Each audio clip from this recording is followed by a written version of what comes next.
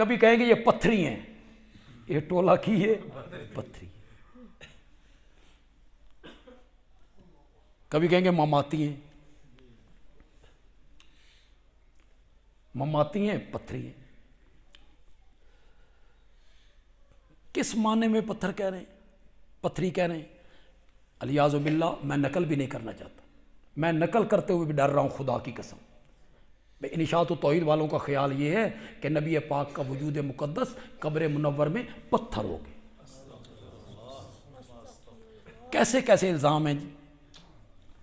कैफ़ ज़रबू लकल, मेरे पैगंबर तेरे लिए कैसी कैसी मिसालें बयान करते हैं, कैसे कैसे इल्ज़ाम है कि आपका वजूद मुकद्दस कब्र मुनव्वर में पत्थर की तरह, अलियाज़ु बिल्लाह। हालांकि मेरी जमात का, मेरी जमात के असातिज़ा का, अकाबरीन का, मेरी जमात के खुतबा का, एक एक तालिब इल्म का यह नजरिया है कि मेरे नबी का वजूद मुकद्दस कब्र मुनव्वर में आज भी उसी तरह महफूज है जिस तरह पहले दिन रखा गया था। अलान कमा वोज़िया, अलान कमा, कोई कीड़ा मकोड़ा मट्टी रेत मेरे नबी के वजूद मुकद्दस को नुकसान नहीं पहुंचा सकते।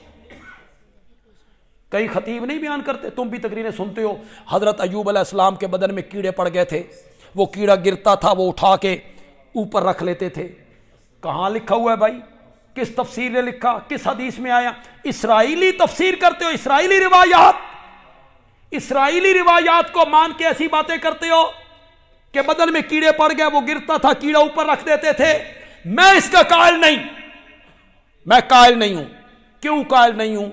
मेरा अकीदा यह है, नबी के वजूद को वफात के बाद कीड़े नहीं खाते, जिंदगी में कैसे खा लिया, जिंदगी में कैसे खा लिया। मेरे नबी का वजूद मुकद्दस कब्र मुनव्वर में आज भी उसी तरह है, तरोताजा। गुलाब का फूल अपनी टहनी पर इतना तरोताजा नहीं होता, और मछली पानी में इतनी तरोताजा नहीं होती जितना मेरे नबी का वजूद मुकद्दस कब्र मुनव्वर में तरोताजा है।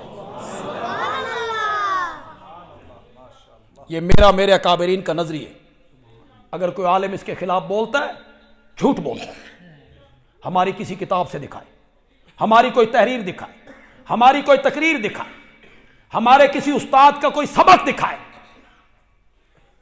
मिंबर पे बैठ के जुमे के दिन दूसरों पे इल्जाम लगाना, बोहतान लगाना कि ये कहते हैं नबी पाक का वजूद मुकद्दस पत्थर हो गया है, कब्र मुनव्वर में कुछ भी नहीं है। वजूद मुकद्दस महफूज है, जिब्रील जिंदा है, नूरियों का सरदार है, अल्लाह का मुकर्रब फरिश्ता है। काबा के रब की कसम है, जिंदा जिब्रील पर रब की इतनी रहमतें नहीं उतरती जितनी रहमतें मेरे नबी की कब्र मुनव्वर पे उतरती।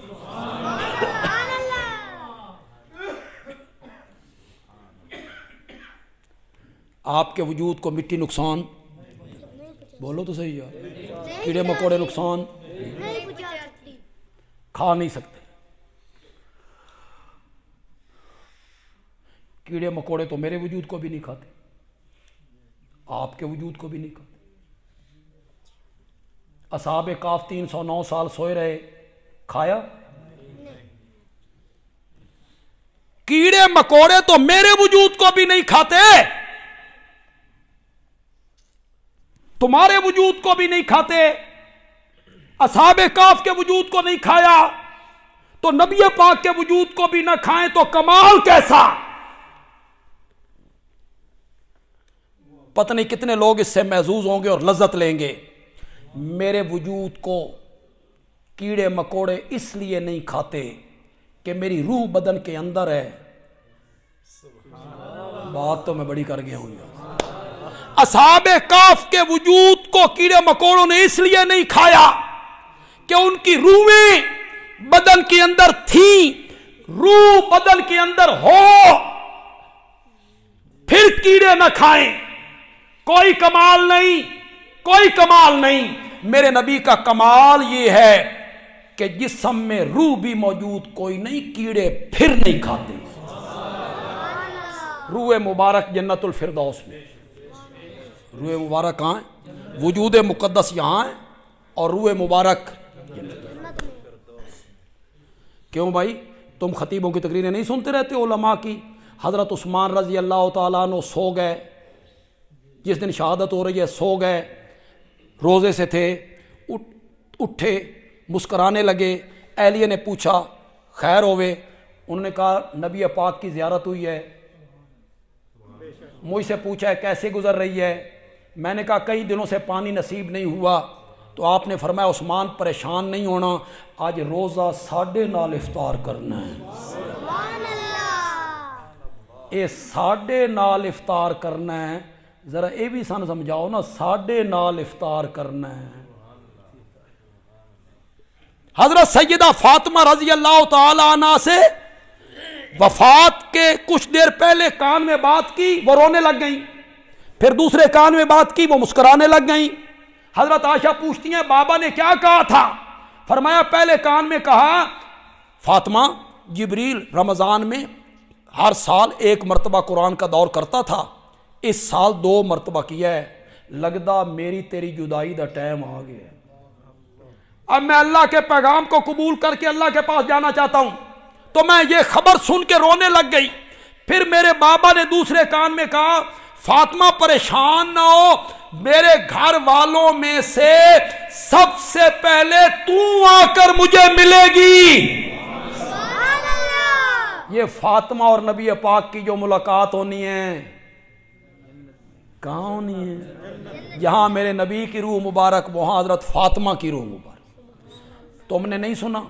ये तो गालबन तबलीगी निसाब में भी लिखा हुआ है कि हज़रत बिलाल रज़ी अल्लाह ताला अन्हु का आखिरी वक्त आया तो पास लोग बैठे थे, घर वाले बैठे थे, तो वो मुस्कराने लग गए, हंसने लग गए। तो साथियों ने कहा ये जान कनी का वक्त है और बड़ी मुश्किल की घड़ी है और आप इस वक्त रो रहे हैं, हंस रहे हैं। तो हज़रत बिलाल ने फरमाया हंसूं क्यों नहीं, थोड़ी देर के बाद नबी पाक से मुलाकात होगी, हज़रत अबू बकर से मुलाकात होगी, हज़रत उमर से मुलाकात होगी। तो ये मुलाकात कहाँ होनी थी?